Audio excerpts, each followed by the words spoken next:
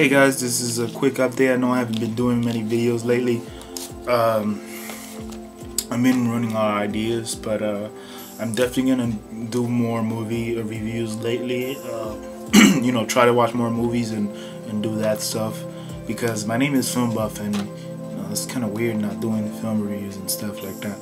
So here goes the first movie this week that I'm reviewing. It's G.I. Joe, The Rise of Cobra. This is personally not my copy. I borrowed this from a friend, and I'm a kind of a fan of the G.I. Joe cartoon, and actually the parodies that show up here on YouTube. I'm gonna leave a link of the trailer and the parodies, you know, at least if I find one. And then so let's talk about this film.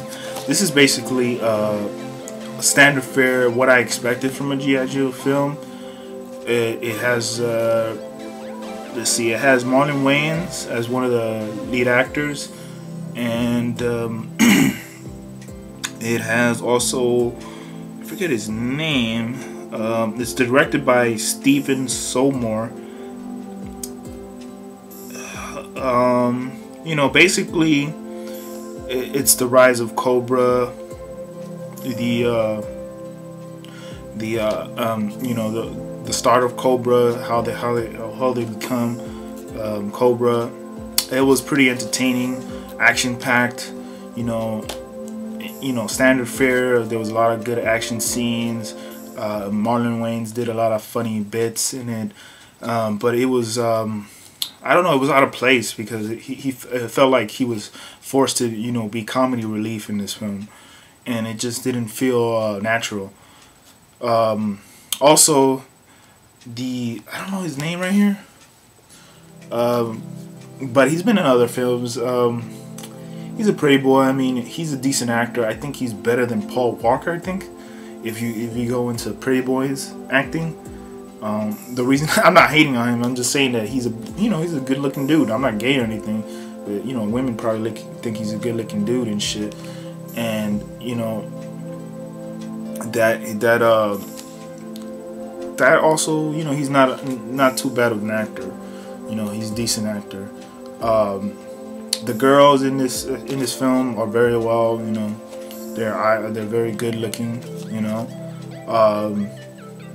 Everybody had a decent act. There was a lot of good actors in this film. I was surprised. It did kind of reminded me of George Lucas's Star Wars: The Phantom Menace, I think it's called.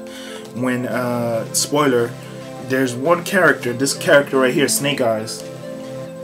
It doesn't talk, and he's in the good side, obviously. And then they have a bad guy in the Cobra side, or it wasn't Cobra yet, but he was fighting him in this scene that it just blatantly ripped off Star Wars. And you know, that this guy can't talk, and then that guy talks, so it was like a Star Wars reference, maybe. I don't know. There was also these ships underwater. It reminded me of you know, the whole New Hope part. If anyone has seen this film, just, I don't know if I'm going crazy, but that's what I thought. Anyway, I will give this a decent pass. It's a 6. It's a rental. Definitely don't waste your money. If you're a huge fan of this, it's gonna be, you know, it's not gonna feel anything like G.I. Joe. I mean, G.I. Joe wasn't a very good storyline. I was actually more intrigued by Cobra, and the way they plot the story with Cobra and everything, and Deathstroke, it was tight. It was believable, and it was very good acting in the part of the villains, and how they explained how, you know, everything was going, like the nanomites and all that stuff. It was very well. It was believable enough to follow the story.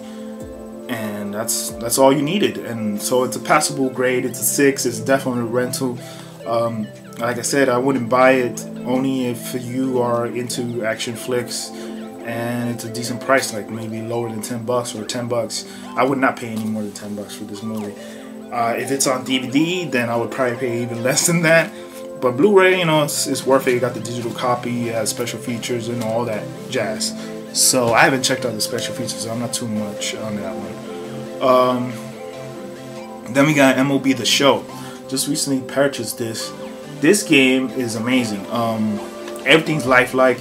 If you played this game and then watched a game, you would probably not tell the difference. The only gripe I have about this game is basically like the other games previously. I've been playing it since 07.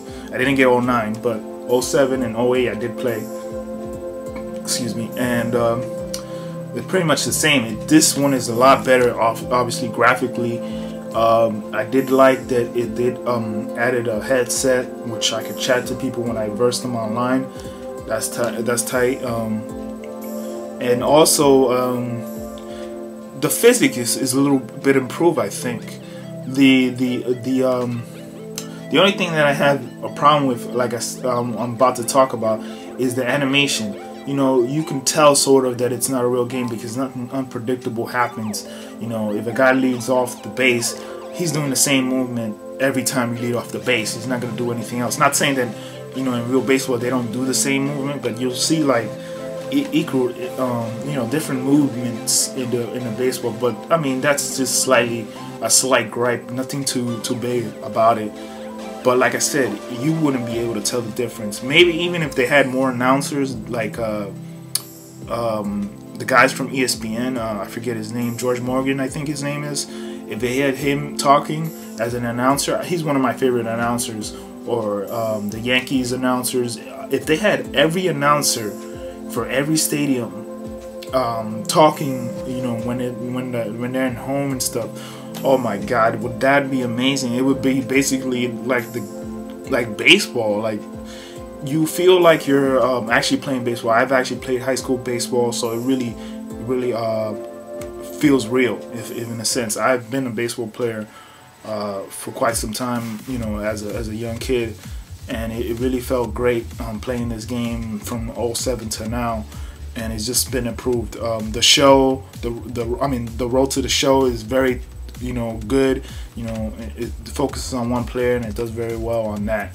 And then they added some batting practice. You could add your own music to the game, which is very good. And you can you know, you could do management mode for all those people that want to just manage the game and not play the game.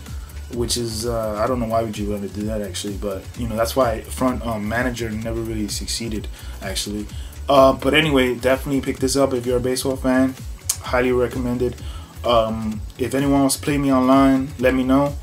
I prefer the Yankees or the Dodgers. Those are the teams I play with mainly. So if anyone if they prefer any of those teams, let me know, and you know, we'll switch off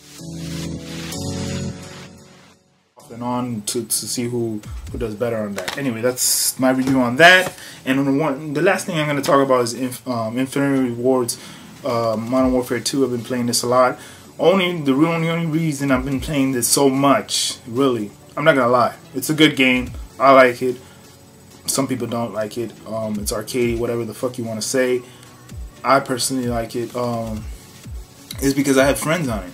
I have a lot of friends on it, and it just adds to the fun factor. If you have friends on it that talk shit to you, you know, you talk shit back. You know, and if you have a good communication with a team that you know personally, most of the time you will win. So people that said that this game is not strategized, that has nothing to do, that you could just go lone wolf and still beat the game, is all wrong. They're exaggerating, because definitely if you work as a team, you will rape the other team. You will rape them. That's as simple as that. I am not that good in this game at all. I am probably I probably go very low in every game I played. I go very low. I have been improving, but not much, and that's you know, upsetting. I've also been playing the first one because I just like the first one more. Anyway, that's about it. I'll see you guys.